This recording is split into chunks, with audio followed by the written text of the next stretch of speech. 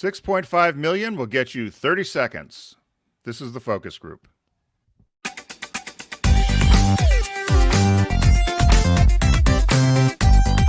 They're all business, except when they're not. It's the focus group with Tim Bennett and John Nash.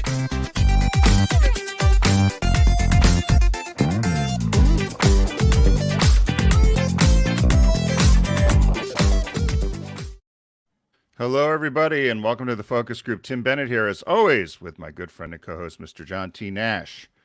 And be sure to find us here every Wednesday at 1 p.m. through our streaming services at YouTube or Facebook Live. And, of course, you can find everything about us and all of our media, both audio and broadcast, at focusgroupradio.com. Our 20-minute podcast is there, too, called TFG Unbuttoned, 20 minutes in and out. So that's a good one, too, for you to pick up on Tuesdays. And so I opened the show here today with $6.5 million. If you can believe, that's how much a 30-second spot costs now, John, at the Super Bowl. You know, I remember the days when people used to gasp in horror that a Super Bowl spot cost over $1 million, because marketing managers would be like, that's like a whole year budget, or, you know, like a quarter of the year, whatever the size of the company is. 6.2? 6.5. 6.5, $6.5 million for a 30-second spot. Do they discount the 60-second spots at all? No, nobody gets discounts, John. So you First of all, I don't know why you would run. The problem is, I don't know why you would even run a 30. But well, during our shop talk segment today, I guess why we're going down there, we've got Mike Wilke joining us, who is not only an expert in advertising, but also you probably know him from the show in the past or from other media where you've seen him. Mike's a LGBTQ marketing expert. He started and founded the Commercial Closet, which is now called Ad Respect. He's also a senior consultant currently in LGBTQ marketing and diversity issues. And he's guided, hundreds of Fortune 500 companies. And John and I have both known him for many years. And so he's going to come on later in the show to talk to us about the Super Bowl and some of the, I guess, whether we'll see any diversity this year. Or I think we'll see diversity, but whether we'll see any LGBTQ people this year. What do you think? That, I don't know. And that used to be what we tuned in for years ago. I mean, I remember a lot of friends of mine used to specifically have Super Bowl parties to watch the advertising. And then you and I on Sirius, when we were on the other platform, used to talk a great deal. Like Stuart Elliott used to come on. Mike used to come on, talk about, is there going to be some kind of LGBTQ inclusion?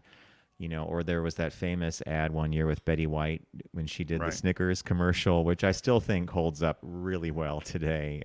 So there are some ads that are completely unforgettable from past Super Bowls. So it will be a fun conversation with Mike. I'm looking forward to it. Meanwhile, it's getting a milder and down by you, right? A little milder. I've been, it's a little milder. The snow's all gone. But I've been watching, I don't know, I tried to watch the Olympics. I taped the opening ceremonies because I like to see the outfits. Yeah. The United States, Ralph Lauren does all of our outfits now. And they've gotten better since we were ridiculed so much in the late 90s with how bad the outfits were. But apparently nobody's watching. And then I said this to our friend Marianne the other day. Why didn't any of us go in the Winter Olympics? How tough could it be? I was watching curling. You know, well, it's bocce ball on ice, right, John? We could even do it now. I tried to find a local curling place. I thought maybe you and I could take curling lessons. You could do that at any age, but that's bocce. You know, it's like ski, right? You do the disc down there, and then the luge. I was watching the luge, and I thought, we grew up in Connecticut. All we did was sled on ice. Yeah. Okay. How tough? So I hear you there. I think that if we did curling, you and I would have to decide who's doing that thing where they're doing like the Swiffer. Well, thing, you're going to do the Swiffer, where they make it smooth, so the little iron thing, whatever. That would be you. That would be you doing the Swiffer.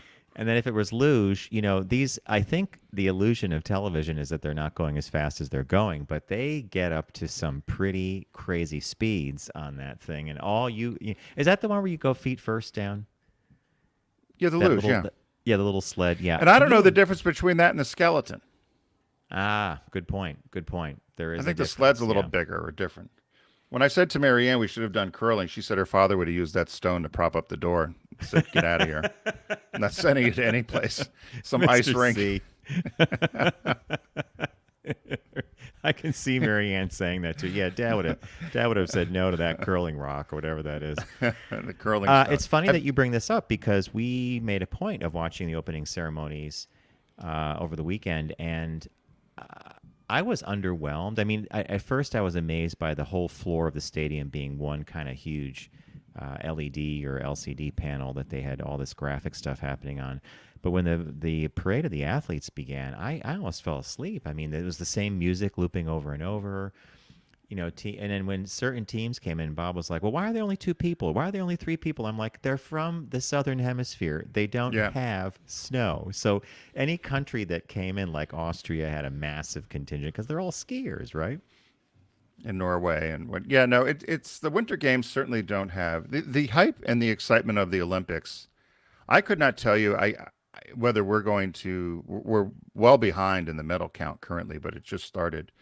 But the excitement for the games just doesn't appear to be there. I know, and it's sort of a shame. And I think maybe it's related to the event. Maybe it's related to the fact that everything was so disrupted leading up to it. Like normally, brands and the networks start making stars for us to follow, Right. like a Chen, the male figure skater. Like I've only seen him recently in the news, but this guy is amazing, right? So that could be, and also geopolitically. Oh, our favorite. Did you watch the opening ceremonies? Because if you do, keep your eye at the very beginning. They go up to this dignitary box, and Putin's asleep. Yeah, I saw him sleeping. His head's down. Then he lifts his head up and looks around. I'm like, that was the best moment for me, frankly. Yeah, thinking about when he's going to go into the Ukraine. I don't know. Do you think he's going to head into? Do you think he's going? They sent ships there on Monday.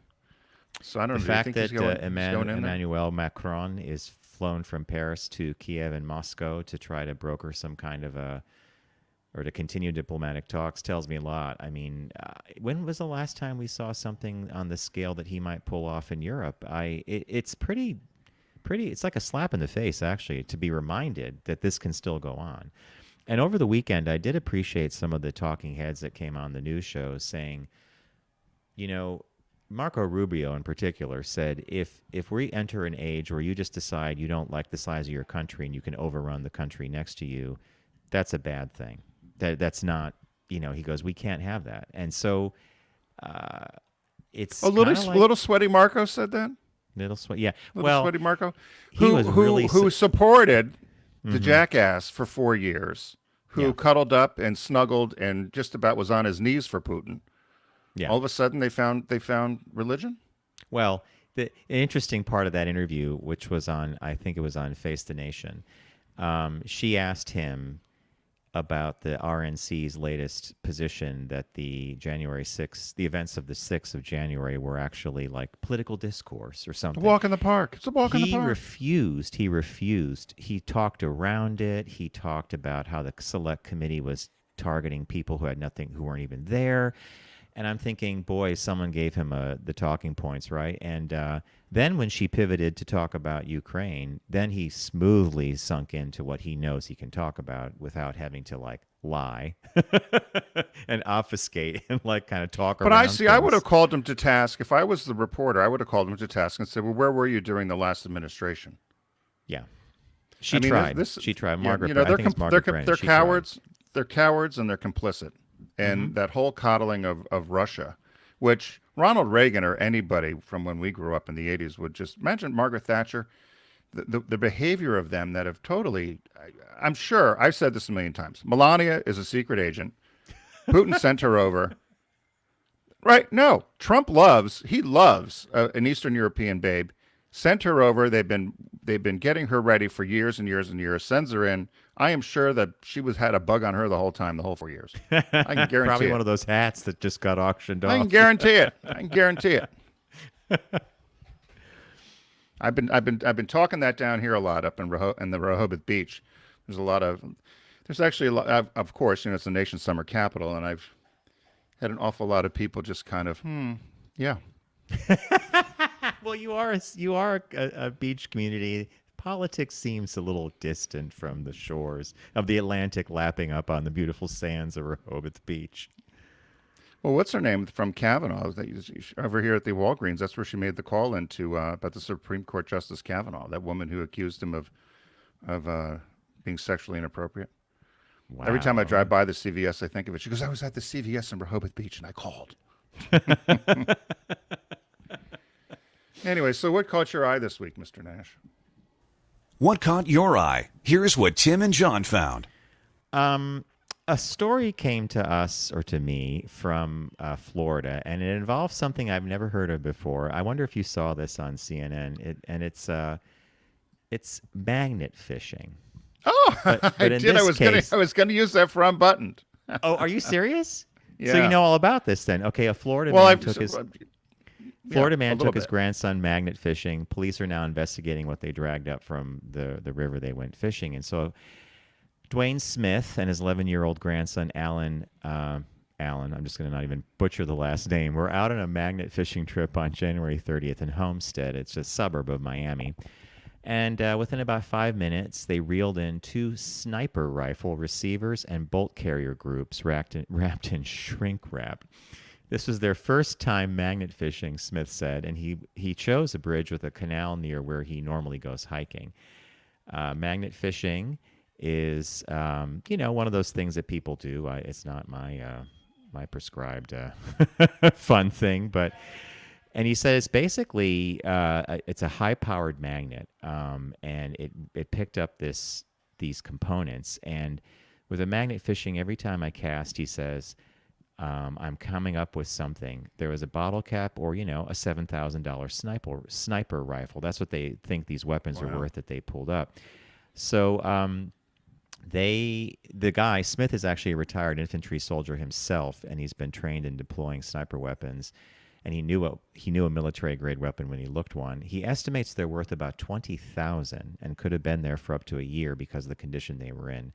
They were not loaded, the guns, and they had no ammunition was found. They've turned it over to the Miami-Dade police, which are now investigating. I have no idea how they're going to find someone who dumped that into the canal, right? So that you found this. You said you found this from Bund. Yeah, and I think they said that the guns actually had the serial numbers scraped off. Was that Scraped true? off. So you know, Yeah. yeah. So you know what the deal is there. You'll never find out. And do you Where they think they came might from. have been used in a crime of some sort, and then this was the way? Yeah, to just- drug guns. Okay. It's Miami, right? Not that we're profiling, but Florida. You know who would love to do that magnet fishing? I bet Bob would. Bob and Matt would. They'd love that magnet fishing. well, there's not much involved except for a string and a very high-powered magnet. And I do think it was what really the gun part was creepy, but what really caught my eye was the fact that people. It's like kind of walking around with a magnetom, like one of those Geiger metal counter? detectors on Yeah, the beach, metal detectors. finding rings and jewelry and stuff. So here you just take a magnet, throw it in the river, yeah, strange that it brought up guns.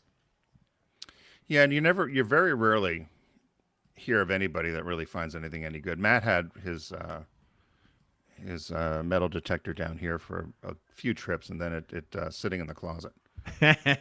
So Did he find anything? no, a couple Okay. bottle caps. So my story, you probably have seen this, revolves around a writer. And I'll read you the description of the book first. It says, a boy finds himself magically transported to the North Pole. He's chased by a moose into a time portal that transports him back to 1621, where he joins the first Thanksgiving in colonial America. Just when things can't get any crazier, the boy's eaten by a giant turkey. Is this the latest Amazon bestseller? Nope. It's the hottest commodity of the Lake Hazel branch of the Ada Community Library in Boise, Idaho. And it's the brainchild of 8-year-old Dylan Helbig, a second grader who loves to read, draw, and write. So this little guy, if you're watching, Dylan, has got quite an imagination. And he wrote this book. The book's called The Adventures of Dylan Helbig's Christmas. And he spelled Christmas Chrismis. And Well, there you go, right? it was an 81-page hardbound burgundy book. And he wrote the story. And he also did all the drawings. And his grandmother was taking him to the library. So he felt that his book was good enough for the library. So he snuck it in under his shirt, walked in. While his grandmother was doing what she was doing, he placed the book on the shelf. and hoping that some people would pick it up and read it, and that he had this book in the library. So he gets home, and his mother says to him, "Where's that book you were working on?" He said, "I left it at the library." So It's adorable. so they call the library, and the mother thinks they probably threw it away or something, and the librarian says, "Oh, no, no, we did find that, and all of us read it, and we're actually going to put it in circulation." So they said that, they said they were going to. They were so glad she called because they didn't have a way to contact him. So Dylan's parents gave permission for the library to put the book in the official catalog, and they said since it wasn't on Amazon or didn't have some big publisher behind it, the librarians and the staff there all read the book and wrote their own reviews.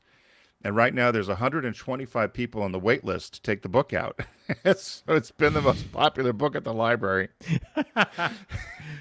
So they said that a local children's book author is now offered to work with Dylan and lead workshops for young readers. And he says that he has another idea for another book he's writing. It's called "A Closet That Eats Jackets." And he says it's so adorable. he said it's based on real events. He said every time I go to recess, I open up the closet and the jacket's gone. So he talks about this jacket eating closet that will eat your jackets for breakfast, lunch, and dinner. They said the great thing about his books, and I thought of you immediately, was that they said his books are a combination of genres from fantasy to science fiction to historical fiction. He includes them all. And so you could just imagine this precocious kid. So they asked him on the news, and NPR asked him and said, "What would your advice be to aspiring authors?" So he gave them 6 steps. He said, the first one is think about what you're going to write. The second step was pick up a pencil. The third step was draw what you want in your mind and what you're thinking of. Then the fourth step is make it into a library book. Fifth step, sneak it into the library and put it on the shelf. And step 6, don't ever look suspicious. I don't know how you So don't that look was the suspicious, success. but that is adorable. Oh my God. I'll take the book out myself, right? Well, and the pictures and everything, I mean, it's just so, his imagination, they said he's always, since he was, very little, had this great imagination. And, it was one of those, the parent, you could just see it now. Dylan, where's the book you wrote? I left it at the library, Mom. On the shelf. Oh, gosh. Yeah, on the shelf. And the So, librarian's going to yeah. have to give it a Dewey Decimal, an ISBN number and a Dewey Decimal thing. And so we have Exactly. a grandfather who takes his grandson magnet fishing and pulls up 2, sniper rifles that have been wrapped in plastic. No ammo, but the serial numbers are scratched off. It's suspicious as hell. And then we have a young boy who writes a fantastic little fantasy novel. The second one coming is The Closet That Ate the Coats. Is that the Right. The closet that eats jackets. Jacket eating closet. 'Cause, from a kid's perspective, that's what happens in a closet, right? Yeah. Love it. Yeah. Well, this book here, he ends up getting eaten by the big turkey at the Thanksgiving dinner. So Oh, it's there's adorable. a picture of him in the belly of the turkey. Yeah, he's right up your alley. So that was that there. So we do have a business birthday this week, Mr. Nash. Everyone does celebrity birthday greetings, but the Focus Group is the only show in the universe that celebrates business birthdays. So today's February 9th. It's also my mom's birthday. Happy birthday, Mom. She listens to the show and Hey. critiques us. Oh, So- and I like the way you said critique because that's different than Critiques. criticism. Yeah. No, she a little bit critique now and then of, it's 99.9% good. So I'm curious about the 0.1, but anyway. my mother was born a little later. This woman here that we're celebrating today, Lydia Estes Pinkham, was born February 9th, 1819. She died at 64 on May 17th, 1883. She was an American inventor and marketer of an herbal alcoholic women's tonic for menstrual and menopausal problems. Medical experts dismissed it as a quack remedy, but it's still on sale today. You can get it at CVS, you can get it at Rite Aid, you can get it at Walmart's, as they say, or Walgreens. It's a uterine sedative, John. A uterine sedative. Sedative. Is that the name they actually? Okay. That's how she billed it. They said Lydia Pinkham, she had suffered from painful menstruation, and so she whipped up and devised this herbal concoction that lessened her monthly pains in the kitchen. So beginning in 1865, she would brew these large batches of brown, bitter-tasting mixtures of roots, herbs, and 18% alcohol, and gave it.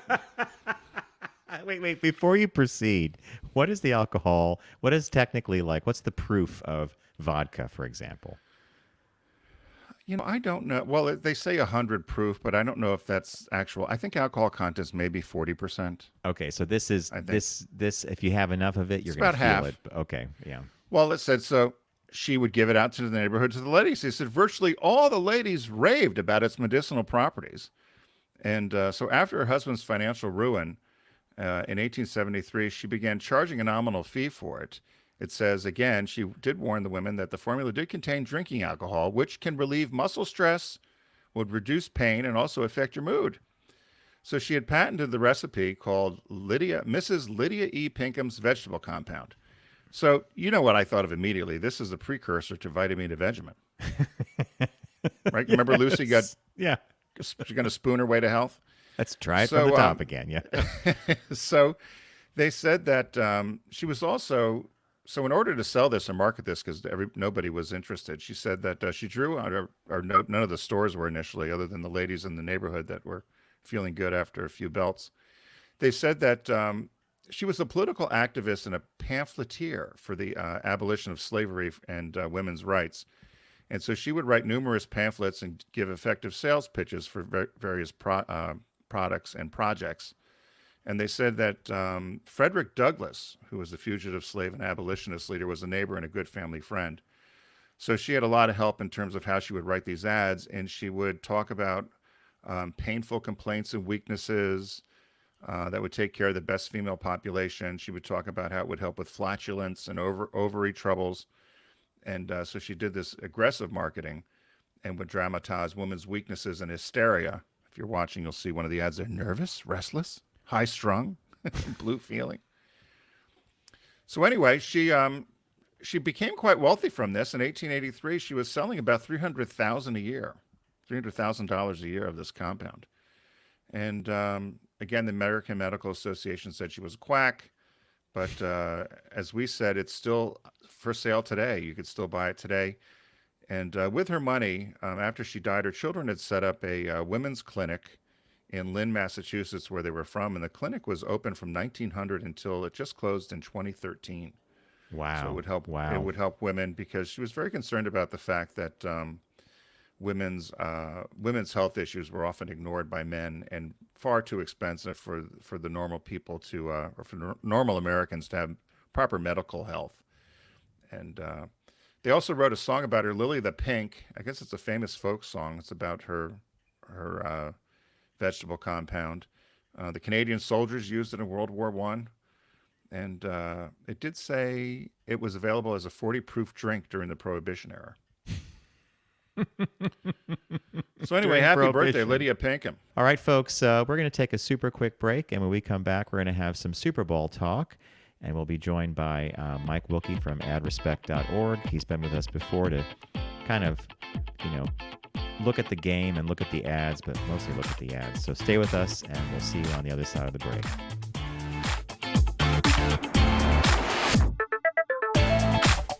You're listening to The Focus Group with Tim and John. Learn more at focusgroupradio.com.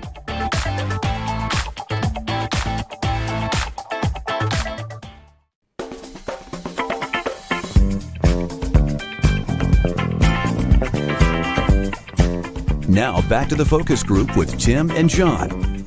Available pretty much everywhere.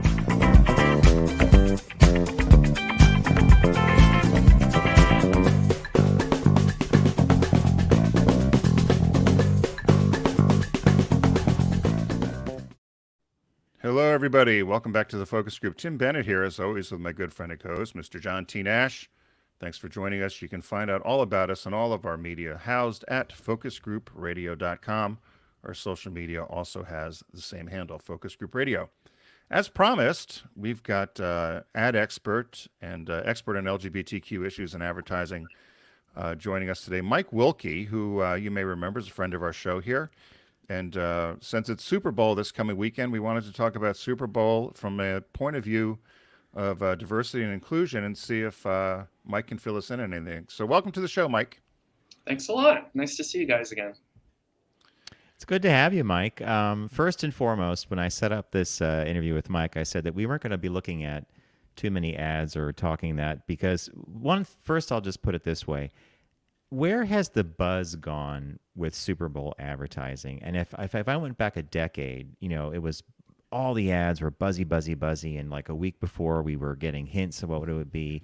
Then social media came along and started teasing and is giving us things, early releases. Is it still buzzy? I'm not feeling it. Good way of saying it, yeah. Yeah, I mean, I think there's all sorts of reasons you could speculate on it. Sometimes it's about the halftime show, sometimes it's about the player, the teams. And I think, big picture, it's also about just the disaggregation of audience that, continues to be a problem or a challenge for, the old networks who want to bring everyone together in one place at the same time. When people can be on their screens wherever they are and doing whatever they want at any given time. And, that's I think a continued challenge that we've looked at for a long time. Have either of you been invited to any Super Bowl parties? Nope. Nope. No. And that's That an used to oddity be- in that- itself. COVID's not helping with that. That's for sure. Yeah. Yeah, I was invited to one down here, but it was kind of, oh, we should watch the Super Bowl sort of thing. It wasn't like in years past. Again, when I lived in Chicago in the early '90s, it was a big thing. Where were you going to go for Super Bowl? And of course, it was before the ads were released. And I went through the list though of the ads. So there's about 80 ads. I was shocked at the cost. 6.5 million for a 30-second ad, and most people do 60s, right? So it to me, if you were a director of marketing that had or a CMO and had the responsibility to decide whether your firm should do a Super Bowl ad or not, where would you lean, Mike?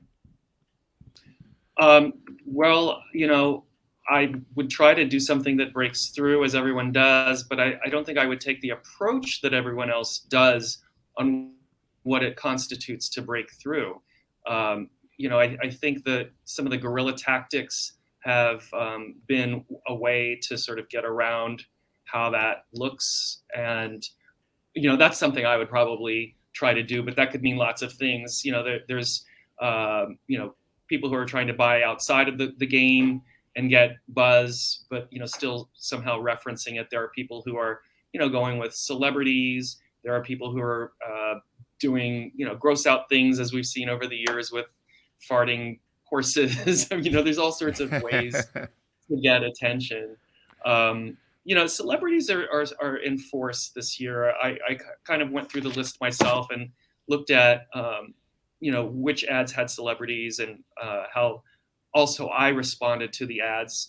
As anyone who is a commercial hound, that looks at all the ads beforehand, I'm sure there's lots of you in the audience. You don't get to see everything. They're still teasing us, so we don't really know what the game will hold. But the ones that I responded to the most had celebrities in them.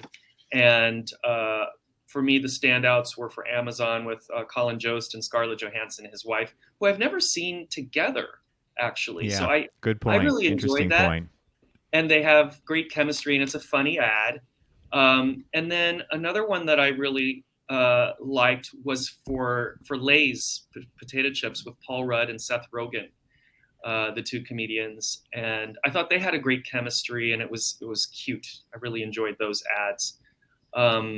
It was nice seeing Eugene Levy, who we all love from Schitt's Creek. He's in some Nissan ads, although not with his son, unfortunately. Dan is missing. Dan came at too high a price, probably. He's in he's in hot demand. I thought that Nissan ad was a mess. Did you really? I thought it. I did. I thought it was. Nissan appears to be a brand in search of an identity right now, and they spent obviously a lot of money on the ad, and there was another car ad. John had asked me what my favorite one was off air, and my favorite was actually a car ad. I don't know if you guys can guess which one if you look through them. It might have been Kia with the robot dog. I thought that was adorable. Oh, You're right, John. It's the Kia I with. kind of Did you watch it? suspected you. I did. Yeah. I thought that was adorable, but I always, it's one of those. Either the commercials, as Mike said, it's the Budweiser thing with the dogs or the puppies or the animals. You can't go wrong with the animals, right? So Yeah. here was an electric robotic dog for the new Kia electric car, which I really liked that one. I was entertained, and I thought it was a feel good ad.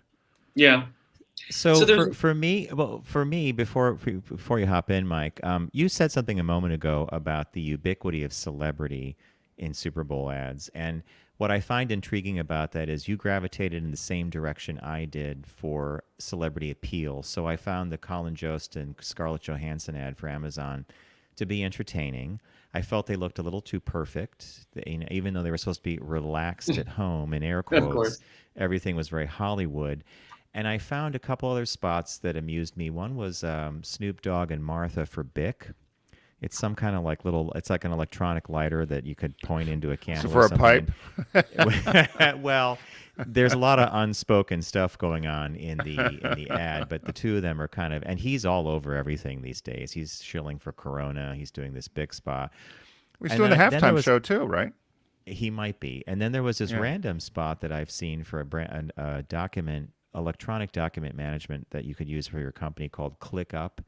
And it was the founding fathers getting ready to sign the Declaration of Independence, and they were running around trying to find, and they were basically trying to sign the document. And once someone pointed out to them, Tommy, as in Tommy Jefferson, that all they had to do is click the click up button, they all start dancing, and in the background you hear someone go, "We're free, we're free!" And what they were signing the Declaration, but they were free from having to use the quill and the inkwell. And then there was Arnold Schwarzenegger shows up in an ad that was extremely, Mike shaking his head, extremely predictable.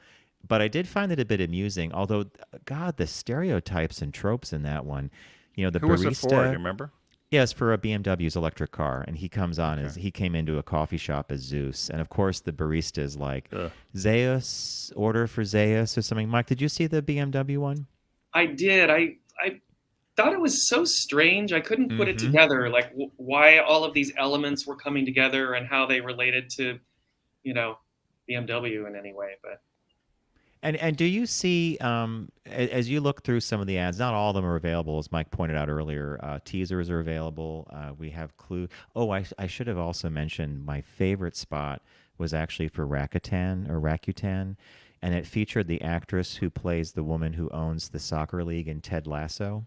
yeah, It was kind of like a spy thriller setup, high stakes poker game. I just thought it was funny, and it took me by surprise. campy, I would say. Yeah, yeah, yes. So jumping off She's from evil. that, She's like an evil villain type. yeah. And as she leaves, she's like, "Bring the cat, that nasty hairless cat that she had with her." Jumping off from that, an ad that has a campy sensibility. We used to talk in the past about brands that were hinting that they would have some kind of LGBT inclusion or some kind of nod in that direction. No one really talks about that lately. I can see the last 2 years having put a damper on that. But is it now assumed that we're just kind of showing the broad spectrum of consumers and there's going to be some kind of inclusion? I think, well, I come to this always looking for the LGBT content. It's my background. And, I think we go through ebbs and flows. And this is a year where there's almost nothing to speak to on this topic. But I did find one, at least, again, these are all, pre-Super Bowl, and maybe there'll be something or other that pops up during the game that will be relevant. But Verbo has an inclusive spot that has a couple of women who are in a pool setting to sort of keep an eye out for that one. It's inclusive, and if you're not watching closely, you could miss it. Huh. I was trying to find, because usually there was even gay and lesbian celebrity or Yeah. trans celebrities in the past as well, which you don't hear anything about anybody. At least I haven't, and maybe it's just because we're not paying. I don't want to say not paying attention. It just doesn't seem to be. We were talking about this earlier, Mike, with the Olympics, because a lot of people aren't watching the Olympics either, according to some of the media sources. And we're just wondering if you were a brand that 4 or 5 years ago said, I'm going to sponsor these winter games pre-pandemic and spent all this money, and you probably did advertising around it. For the little bit of Olympics I watched, I saw some fantastic Toyota commercials, Yeah. which I thought were quite nice, but it's almost in the echo chamber, right? Yeah. Well, one thing that I want to also add, I shouldn't forget to mention that Verbo has done some other inclusive ads, so this is not a first for them. Their previous ads were a little bit more focused and such that you could see it a little bit easier than having it buried in lots and lots of other content of the ad, where it's a slice of life inclusion kind of situation.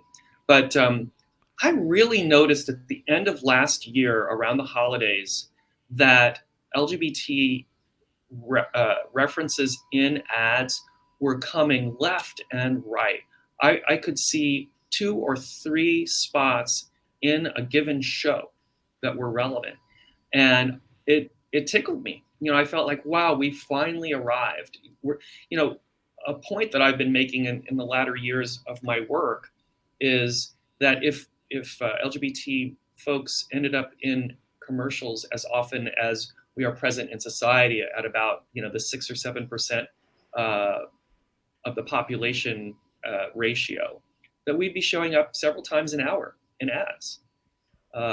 And that really wasn't happening until late last year. So I think we're there. It's a puzzlement to me that the Super Bowl has so few examples. Hey, Mike, on that point about the holiday ads, as you were talking and as you were remembering, the seasonal ads at the end of 2021, I agree with you. It was kind of a surprise, like one of those like eye pop moments where you'd be like, wait a minute, did I just see a couple sitting at a holiday table or being welcomed for a Christmas thing or whatever it may be? Something that Tim and I talk about often is achieving inclusion on that level of, and you and I used to hear this, and Tim heard it as well. A lot of our focus groups and research that we've done, LGBTQ consumers used to say, this is great if you put an ad in one of our publications or a magazine or a newspaper, but you show me in a national, a broadcast spot, and then we've arrived. Having arrived, does it somehow dilute the effectiveness of that kind of representation, or does it reaffirm it? And is it a generational thing? Like if I feel it's diluted, you know what I'm getting at? Like if I'm younger, Yeah. I expect to see it. What do you think? I think yes to both of what you just said, which is I think it is a generational thing, and I think it probably does dilute it, which then just changes the conversation of what is the goal, who are we trying to reach. If we are truly integrated into society, both in our lives and in the advertising, then are we a separate demographic anymore? And I think we are, but in a different way.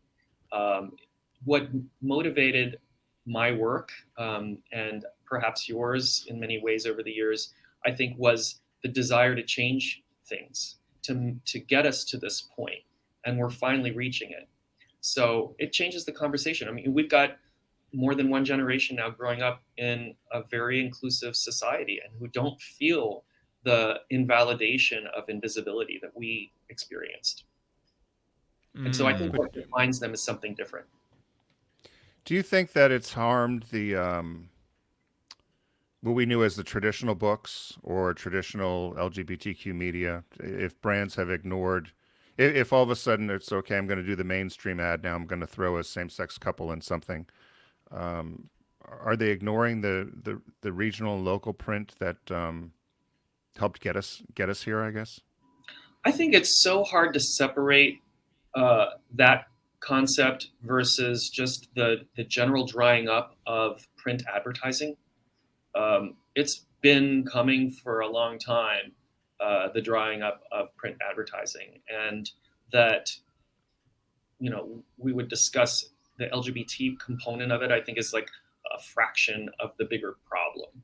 So it's hard to separate from my standpoint. I feel like that combined with, and I wrote about this back in the 90s, that LGBT media just never reached a critical mass, such that it was always an expensive buy, from a CPM, cost per thousand ratio, if you're paying attention to those as an advertiser, versus just a conceptual buy that just we want to be there for other reasons, like it makes our brand edgy to be in gay media. Mike, jumping off from that point, I think you phrased that perfectly. It was always an expensive buy, it was a niche buy. But in losing that kind of, well, I'll rephrase it, sorry. Having not reached critical media or critical mass with LGBTQ media, is that because the offerings were not up to snuff, or because the consumer only had bandwidth for X amount of specific LGBTQ news and pop culture stuff? It's hard to say. It might be too simplistic to say that no one ever figured it out. But that it sort of feels like that. Though, yeah. None of us are in print, so we can speak more freely. If Todd Evans was on, he'd be very defensive right now. But Todd Evans running the gay newspaper advertising agency that he does. But just thinking about how in the 90s, when I wrote about this all the time, I was always hoping that Out magazine or some new magazine would come along and just really hit it, and reach 500,000 or 1 million, like some great magazines could, which would have meant a huge acceptance in readership of our community. And no one ever got there. And then, websites came along, and, I'd say gay.com and Planet Out were the closest, in terms of hitting it, where they got high numbers. And in a way, they were a little ahead of their time, because internet advertising wasn't fully developed yet in many ways, and advertisers hadn't fully adopted it. So it was still, small potatoes and money. And obviously, we know that those websites aren't even around anymore. And again, it's like everything else. We've all just fractured our media in so many ways. Where people's attention is. Now it's like Netflix, and yeah. entertainment media rather than advertising supported media. Is there anybody? John asked me this question the other day, and we were both struggled a little bit. So I'll ask you. You're off the hook if there's no good answer. Yeah. But we're just wondering: are there any brands right now that you would say, John, and I know, and you often reference that probably the 90s and early 2000s were kind of the golden age of LGBTQ specific advertising. Is there anybody now doing anything that would stand out, or that you're aware of? I struggle to try to find it, even look through some of the websites to see if anybody's doing, gay or lesbian specific advertising. Is there anyone that jumps out to you? Well, there are still lots of companies putting out stuff that I think is interesting, and it can be global in many situations, as well as domestic. But Google has always put out inclusive content, sometimes better ones than others. Procter & Gamble, particularly Pantene, and a lot of it global, has been really interesting stuff. And also, in recent years, trans inclusive ads have really been kind of the cutting edge of our community when we see it in ads. The Gillette ad, where a young trans man is being taught how to shave for the first time by his father, which was so touching and really groundbreaking from a few years back as an example. And then, for me, still just seeing like every advertiser who previously was not present and suddenly doing it all the time, like Starbucks and a lot of companies that just repeatedly are introducing ads that are inclusive and ones that you might not have even expected, like Doritos, who used to be just, the Super Bowl bad boy kind of ads. And they had this great one from Mexico that it was like a short story where a young man brings his boyfriend home for the holidays to meet his dad. And but doesn't quite come out at first to his dad about the situation. It's such a touching story. There's some really heartrending ads that are out there, still telling great stories. And on that note, that's why all three of us love advertising. I've tried to get away from it sometimes. I keep running back, but it's the brilliance of telling and this complexity and all the work that goes into telling a story in 30 seconds, right? I mean, with visuals and sound and or a print ad, which you have to capture someone's attention for 7 seconds or whatever it is to make them stop turning the page. It's digital. I guess for all three of us, it's sort of an addiction. Advertising. You got me. Well, I'm glad you came up with some because and I didn't think globally as you did. So and I'll go look at some of those. I do remember. I think really, like I could also add the bank cards for Citibank and doing those real ID names that a person identifies with, and telling that story of what it's like to have a name that doesn't match your gender on your card when you're at the store, things like that. Yeah, I think a lot of people have done some good work.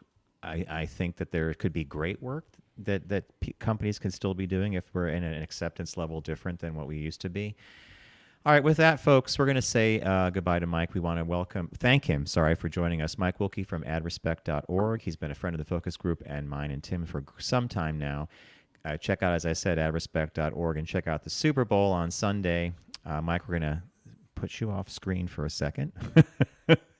So you can check out Super Bowl, see some of the ads that we talked about, and see what you think. And drop us a line at letters@focusgroupradio.com. Well, thanks for joining us, everybody.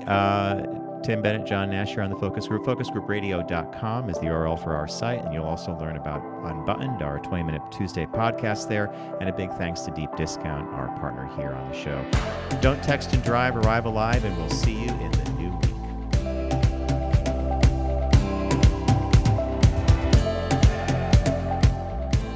It's the Focus Group with Tim Bennett and John Nash. Accessible on all platforms. Subscribe, like, and rate us on your platform of choice. Learn more at focusgroupradio.com. That was a stunning focus group.